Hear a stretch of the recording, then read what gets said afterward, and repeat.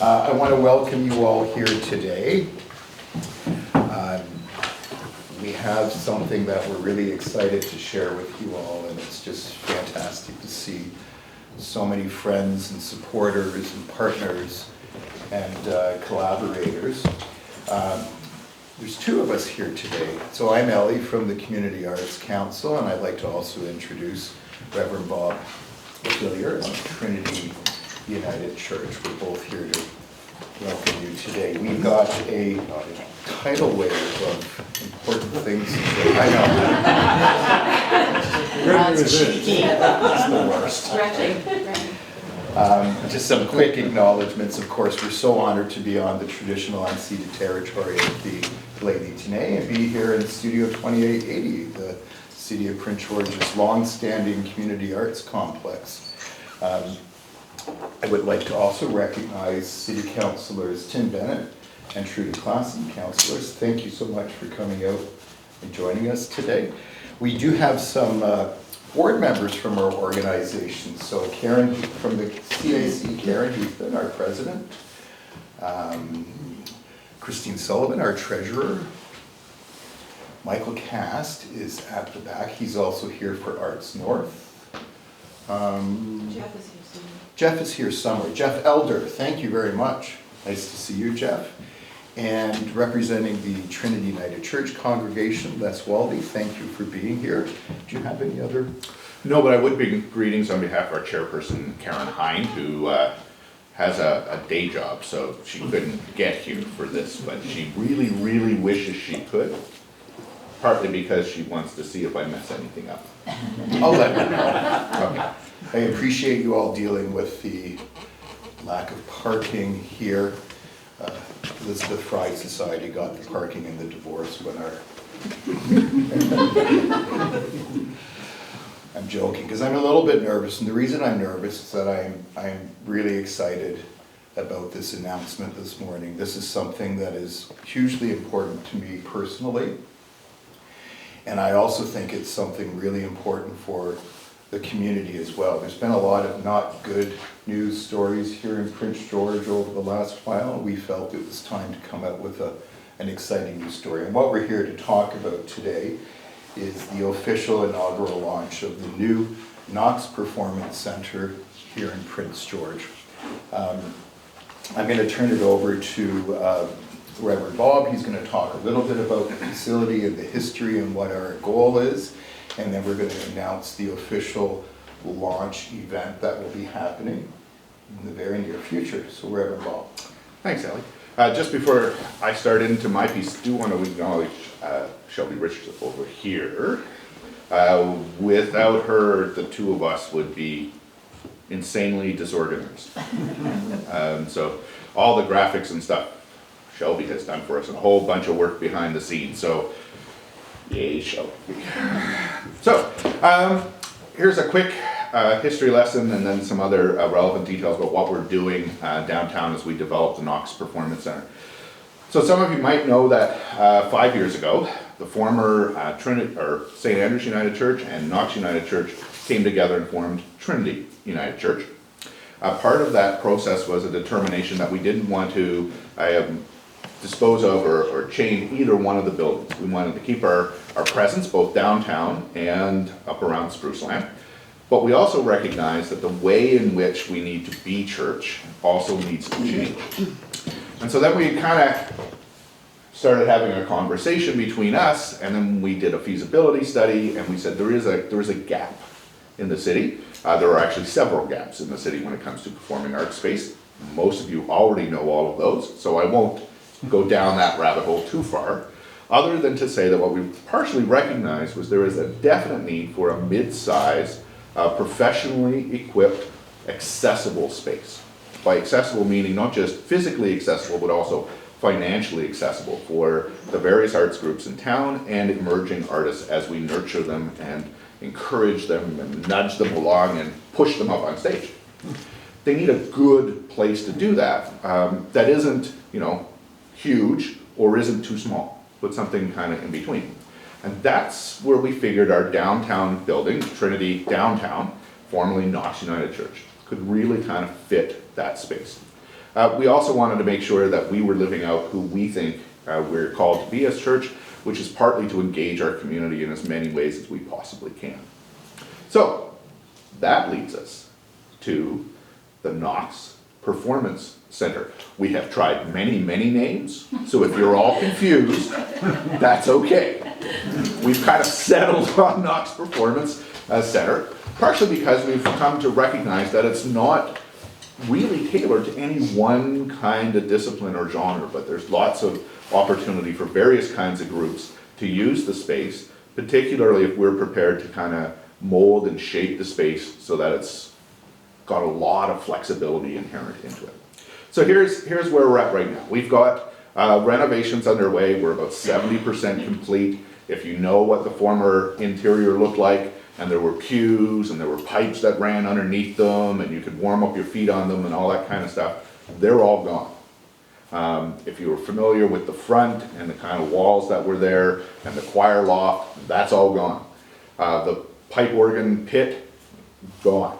It looks like such a different space. It's hard to kind of fully describe it. But what we now have is about a 285 seat space. If we take out some of the chairs, you can have up to 350 people in the space. We've designed a lighting system that's completely controllable, and LEDs, and minimized our environmental footprint as much as we can and could during the renovation. So you have professional stage lighting, professional audio system that just got delivered. It's custom designed for the space and tailored for the acoustics of the space. That actually came from London, England. We've extended the stage and added about 75 square feet. Thanks to Ted and Ann, we figured out how to do wall treatments to minimize the lighting on the side and change the acoustics of the space a little bit. Huge shout out to them, because I couldn't have done any of the sewing that was required. We're putting in an artist dressing room that'll have a washroom and stuff backstage.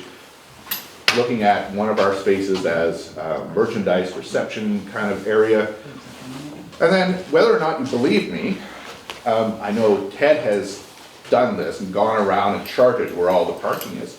There's actually a lot of parking around that building, particularly in the evening, which is when most of our events are going to take place. And the main performance space, the space we're looking at for receptions and merchandise, that kind of stuff, and the upstairs part is also fully wheelchair accessible as it is. So that's a little bit about the space. Question now is, who's it for? Like why do it at all? Well, that goes back to that performing arts feasibility study that we did, and a halo study that Trinity did about 6 years ago, when we realized about half of our community partnerships were somehow related to performing arts, right?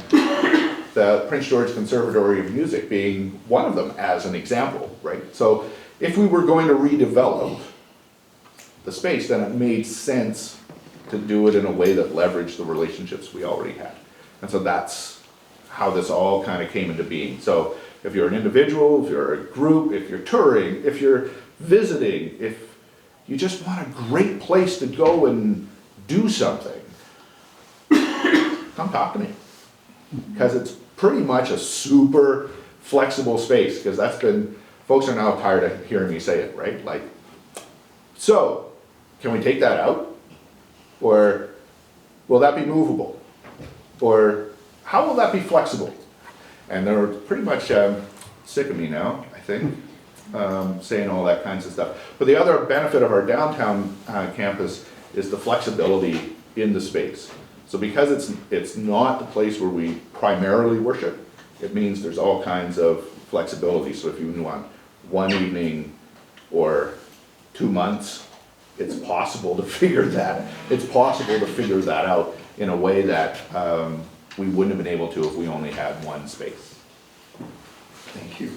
So we have plans for an official opening event. And one of the things that is key for me with the Community Arts Council, in 2018, we undertook our 50th anniversary here, and we did a historical archive compilation book.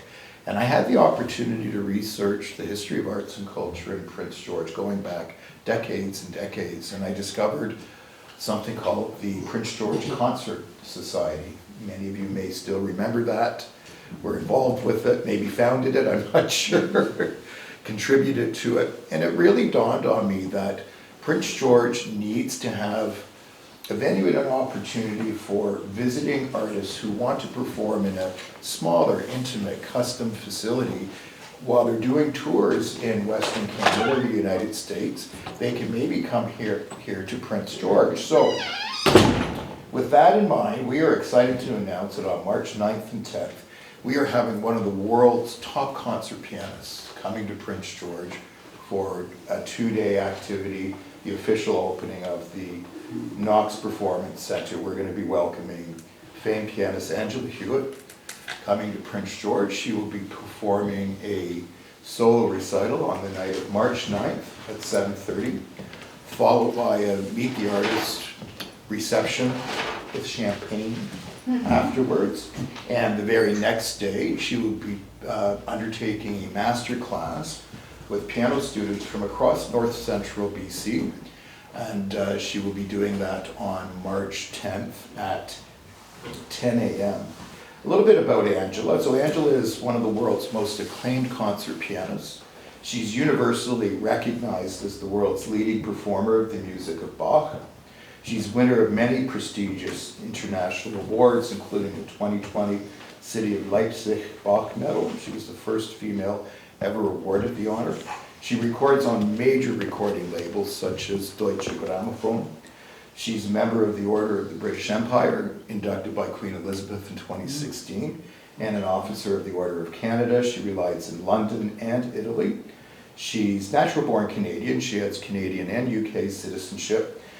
This is funny. Her current season this year, she's in Finland, Denmark, Czech Republic, Germany, Western Canada, Montreal, Ottawa, New York, and Prince George.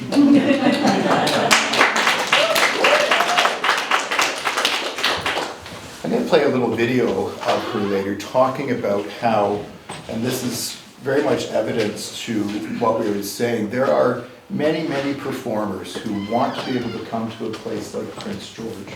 Prince George used to welcome organizations like the Canadian Opera Company, the National Ballet of Canada, top performers, and there's been an absence of that over the last few decades. So we're really excited to hopefully help reenact and rejuvenate that touring scene. Her itinerary will be, so March 9th, we're going to try to organize a media site visit so you can see what it's looking like. She will be performing on a Fazioli concert grand piano, one of the most exclusive brands of piano in the world. Little anecdote, for years she had her own Fazioli piano that she toured with. A couple of years ago she was in the recording studio and her movers came in and said, "We just dropped your piano and destroyed it." A $300,000 instrument. So this was global news that Angela's Fazioli was destroyed. So the fact that we're having one here in Prince George for her to perform on, she's just thrilled by that. The live concert will be at 7:30, and then the master class will be the next morning at 10 a.m. Reverend Bob's going to talk a little bit about tickets. Yeah, so there are two levels of tickets. So one is in the chairs that are on their way to us, and one, there's a couple of benches still left, or pews from the original downstairs, and then the balcony as well. And so $75 for the chairs, $40 for the pews or the benches, and then the option of coming to the reception afterwards, which is $25 to do that. Part of that is also that it's a fundraising piece to continue the work that we're doing downtown, to continue to enhance the building and the facility and go to the next stage of what we've got dreamed up in our heads. So you can do that two ways. Studio2880.com is one way to purchase tickets, or trinitypg.ca is another way to purchase tickets. And if you run into any trouble doing that, please let us know. However, I will add this. If you think you can wait until like sometime in March to do that, I would encourage you not to, in part because we've already sold a bunch of tickets, even before today.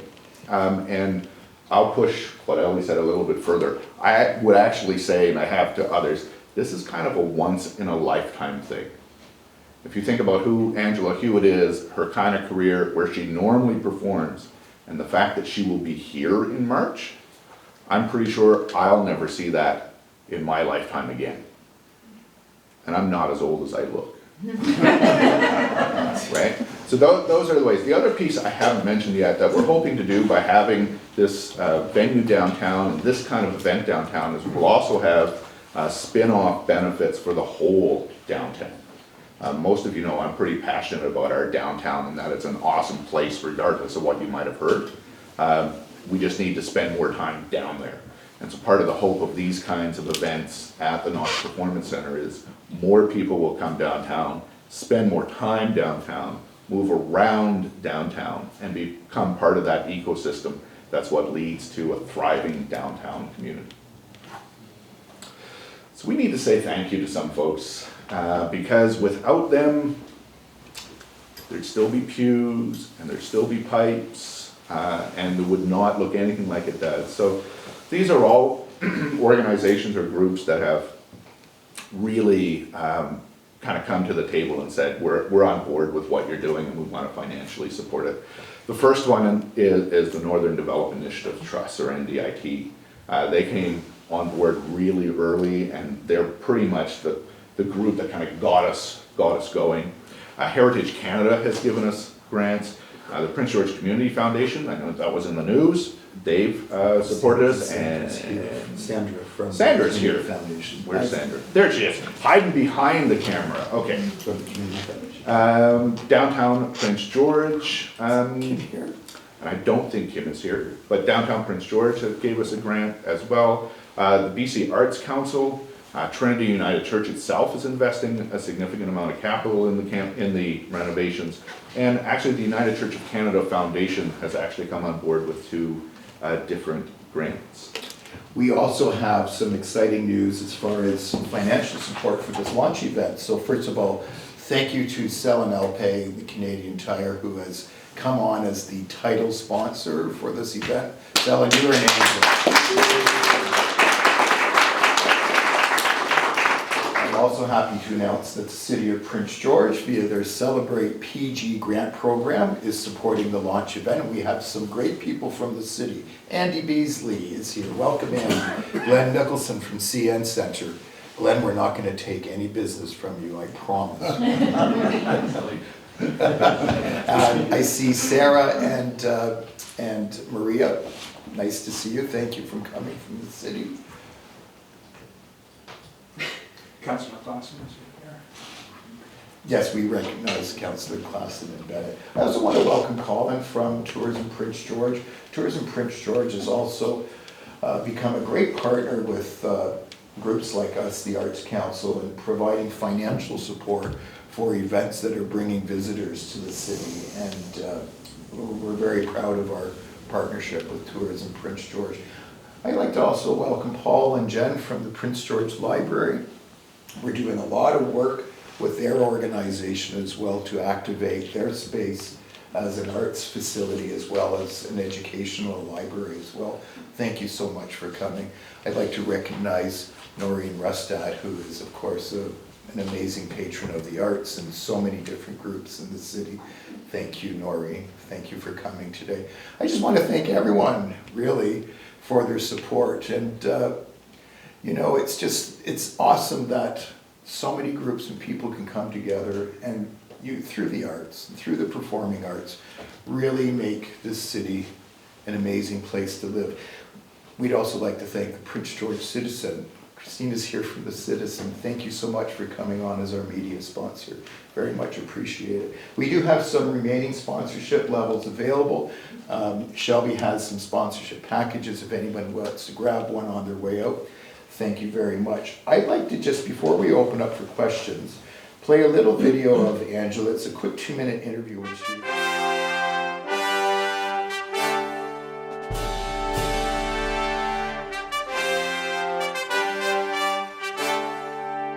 What was the best advice you ever got as a young performer?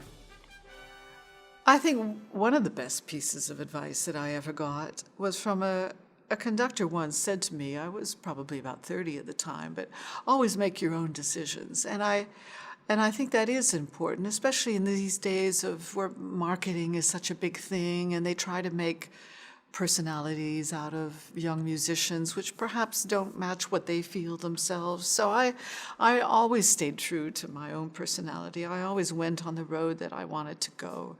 I never let them make me into, give me a punk hairdo or something that I didn't feel comfortable with. And in the long run, that has really paid off because I feel I've kept my integrity and kept my identity, and it's one that I'm very happy with. What advice would you give to young people who choose classical music in particular?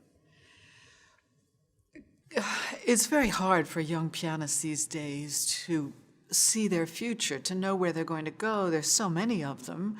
And of course, with a huge influx of Asian pianists and musicians who are wonderful and who work very hard and who have a very high technical ability, that in the international competitions, there are all these young kids who play astoundingly well, trying to make a career, trying to get the same concert dates. And yet also the concert life in many places is losing a little bit of momentum, not in major cities, but it is the case. So a lot of them feel quite desperate, really, what they're going to do, and ask me for advice. And but I think already having music as part of your life is such a wonderful thing. It develops them as people. It gives them something to aspire to, and I think they have to learn really to take their future into their own hands a lot, to be entrepreneurial, to make contact with people, not to be afraid of that, not just to sit at home and expect it all to come to them, which is one thing that I did. I even when I won the Bach competition in 1985, it opened the door that much, but I knew then it was up to me to keep it going and to keep working. So it has to be a lifelong passion, and I think you can't expect it all to happen very right away when you're 19, 20 years old. It's best to build it up over many years. Mm-hmm. What does this particular Governor General's Lifetime Achievement Award mean for you? It means, it's a huge honor, and it means an awful lot to me, especially I think coming in this year, my 60th year, also in the middle of my Bach Odyssey project, in which I'm performing the complete works of Bach around the world over 4 years in 12 recitals. And so it is a recognition, I suppose, of the hours and hours and hours of work that I've put in over the years, of the fact that I have devoted so much time to Bach. I probably haven't spent so much time with any other man on the planet in the world than I have with Bach, but he's been a very good companion, never let me down. And so it is a recognition of that, and for that I'm very grateful. Coming from my own country, of course, Canada means so much to me, and I'm so happy to be a Canadian and to present that blue passport wherever I go in the world, and to represent Canada on the international stage. So it's lovely to have that, because a lot of artists aren't recognized as they should be in their own country. Nul n'est prophète dans son pays. And I've always been grateful for everything that Canada has given me, and this is really the icing on the cake, I guess.